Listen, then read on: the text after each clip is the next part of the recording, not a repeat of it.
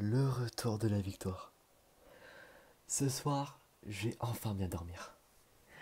Salut l'équipe, c'est Carpix officiel. J'espère que vous allez très bien les gars pour ma part. Ça va, nickel. Aujourd'hui, nouveau concept de la chaîne, c'est une grande première. Vidéo débrief du match entre le Paris Saint-Germain et Rennes. Victoire 3-1 de nos Parisiens chez les Rennais. Et qu'est-ce que ça fait du bien. Qu'est-ce que ça fait du bien puisque comme vous le savez, face à Clermont, on a fait match nul contre Newcastle.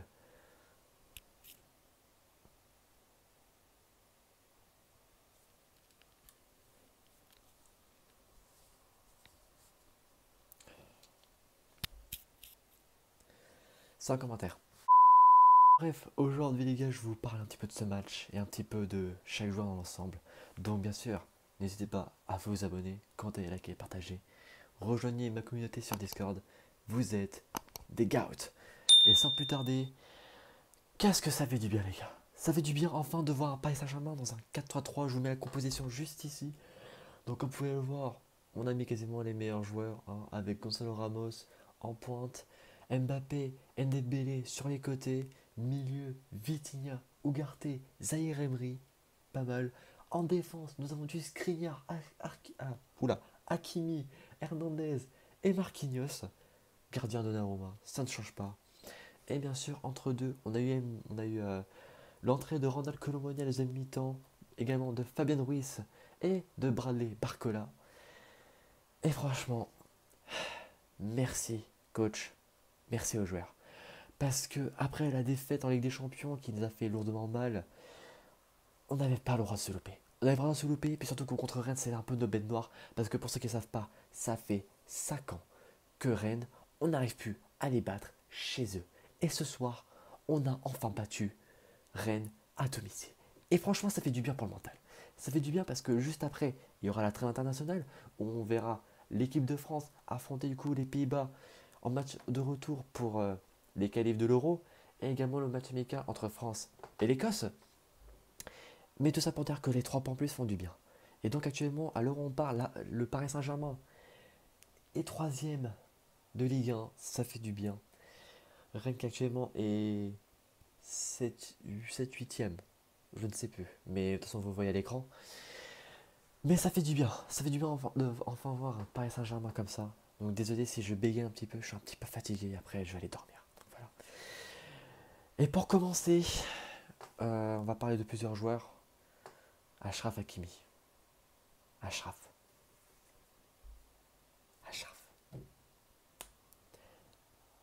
Les meilleurs joueurs, Achraf Hakimi, c'est un but et une passe D. Hakimi, les gens, je vais vous le dire en face. Depuis qu'Enrique est arrivé, je pense que j'ai jamais vu un Achraf Hakimi aussi bon. Alors certes, là je vous vois venir, tu dis qu'Achraf Hakimi, il est bon, je te rappelle qu'il n'a pas été bon non plus tout le temps. C'est ce que justement j'allais dire. Hakimi n'a pas toujours été bon, ça c'est vrai, mais dans la globalité, il est fort. Il est fort parce que n'oublions pas quand même le coup franc subi qu'il a mis contre Marseille. Je reviens pas là-dessus, les Marseillais, force à vous, et encore bien, bravo pour votre victoire.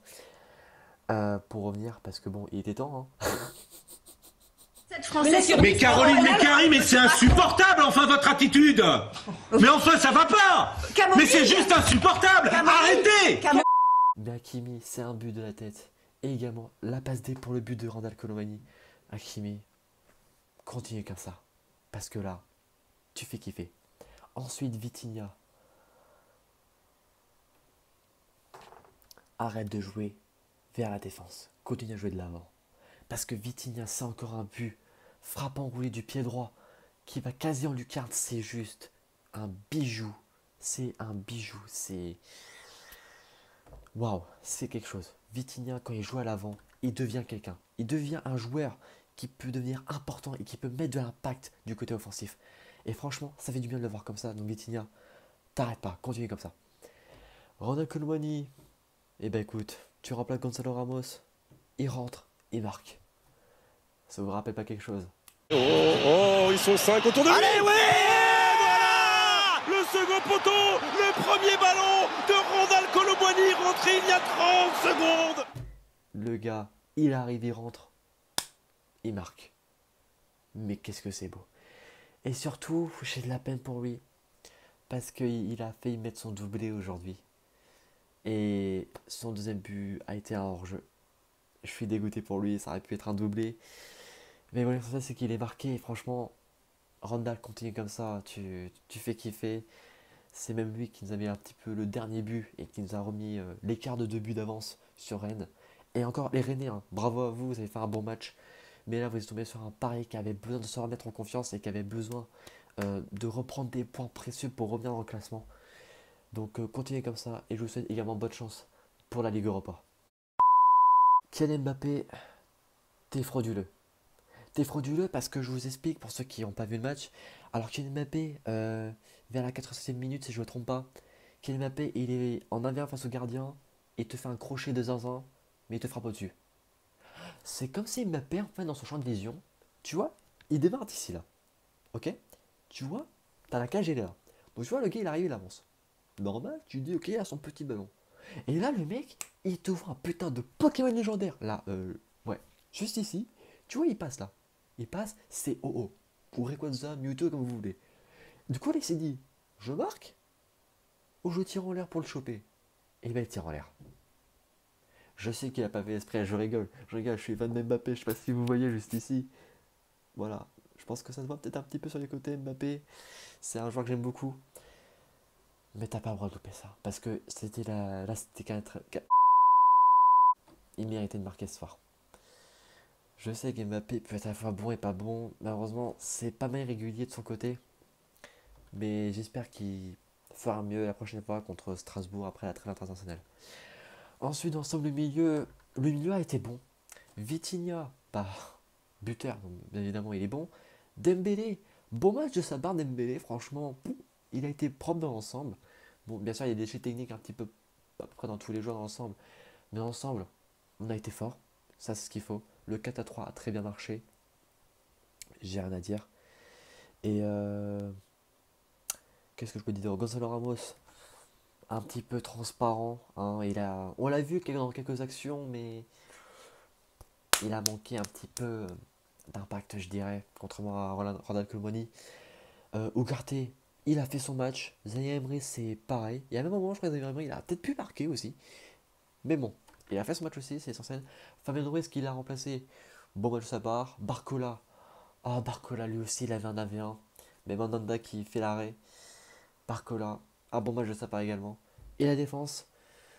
Bon, on s'est quand même pris un but. La défense a été bonne, mais il y a encore quelques travail à faire défensivement pour éviter se prendre des buts et faire des clean sheets.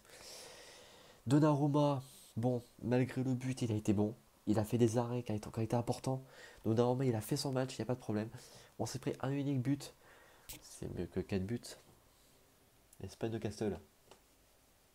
Foiré. Le 4-3-3 de Luis Enrique est juste très très bon. Et il n'y a rien à changer. Il y a juste voilà, des améliorations à faire, des améliorations techniques, des améliorations défensives et offensives pour que ça marche mieux. Mais ce soir, je me suis régalé. Ça m'a fait du bien. Bon, pas autant que que contre Marseille ou contre Lyon. Voilà. Mais ce soir, ça a été un bon match. Ça a été vraiment un bon match de Paris. Je suis content qu'on ait enfin gagné. Après un peu plus d'une semaine où ça a été compliqué. Et c'était important. C'était important de gagner parce qu'on n'avait pas le droit de perdre contre Newcastle déjà de base. Mais on n'avait pas le droit de perdre après Newcastle. Et il fallait se remettre une bonne confiance. Donc c'était l'essentiel. Et au passage aussi, je veux revenir sur un dernier point. Par rapport à Rennes, je mets les derniers matchs qu'on a eu contre eux. Hein, sur 3 défaites contre eux, un match nul et une victoire contre eux. Donc à quel point on peut dire que Rennes, c'est limite plus nos bêtes noires que Marseille. Je préfère dire, hein, c'est... Ou alors c'est un petit peu l'équivalent de Marseille. Je sais pas. Merci à tous de regarder ce petit débrief. J'espère que ça vous a plu et j'espère que ce concept vous plaît également. Si c'est le cas, et bah, likez, abonnez-vous, commentez, likez, partagez. Merci Paris d'avoir fait ce match et merci d'avoir gagné parce que c'était important. C'était Decaflex officiel. A plus pour une prochaine vidéo. Et sur ce, je vous dis ciao à tous les gars. Peace out. Et ici c'est Paris.